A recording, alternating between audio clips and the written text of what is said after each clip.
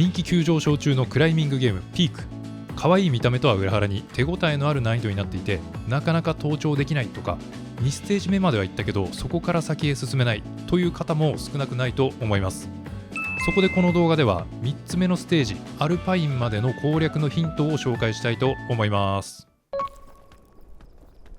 最初のステージショアはピークの基本を学ぶことができるチュートリアルともいえるステージです。ここで学んだことの多くは他のステージでも応用できます。まずは基本中の基本として、現在のスタミナゲージ量でどのくらいの距離をよじ登れるのかを感覚で分かるようになることが大切です。このゲームで死んでしまう原因ナンバーワンって、壁にへばりついてる時にスタミナ切れを起こして落下地、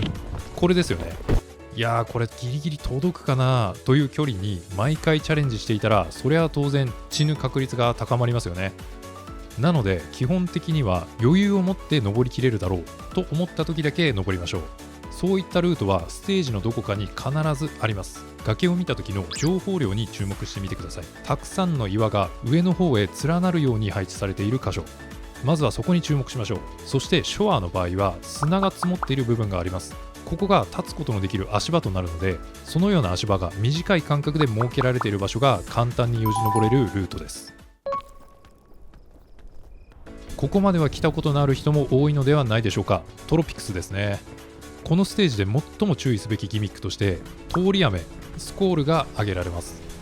これは皆さん知っていると思いますが、雨が降っている時は危険ですから登らないようにしましょう。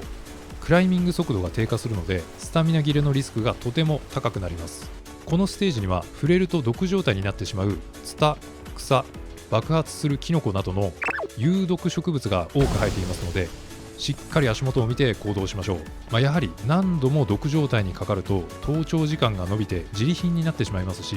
爆発するキノコは急激に毒ダメージを蓄積するので起爆は避けたいところです。トロピックスにいるといつの間にか足にダニがくっついていることがあります。このダニの除去方法はショート動画でも解説しましたが、ダニがついている画面右下にマウスを強く振ると一瞬だけダニを捕獲できる瞬間があるので、タイミングよくいいキーを押すと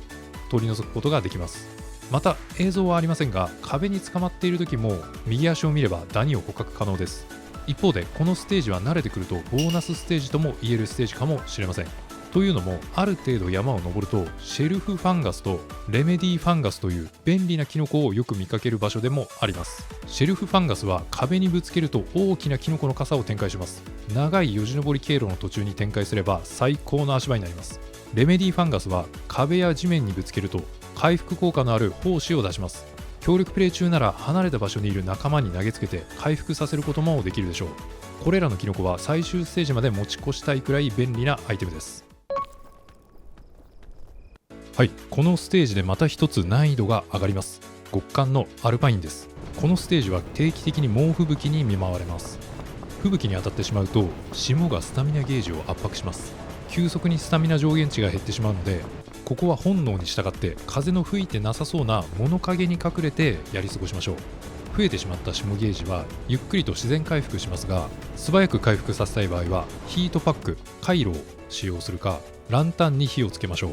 また山の中腹に温泉が出現することがあります。使っている間は霜ゲージを回復できますので、ゆっくり浸かりながら次のルートを探すのもいいと思います。このアルパインには必ずと言っていいほど洞窟が生成されますが、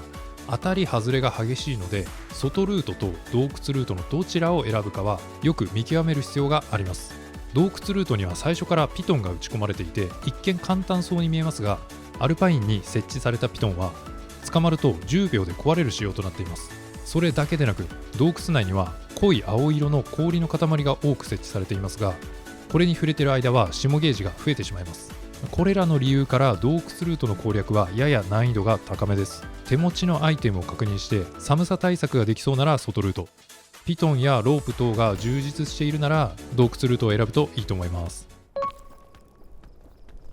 最後まで動画を見ていただきありがとうございました。このゲームはマップの構造が毎日変化するので紹介するヒントがどうしても抽象的になってしまうのですが、その中でも皆さんにとって新しい情報があって攻略のヒントになっていたら幸いです。視聴者の皆さんのフィードバックが活動の励みになりますので、ぜひチャンネル登録と評価の方をよろしくお願いします。私、人狼様なのゲーム実況チャンネルの方も足を運んでもらえると大変嬉しいです。それではまた次の動画でお会いしましょう。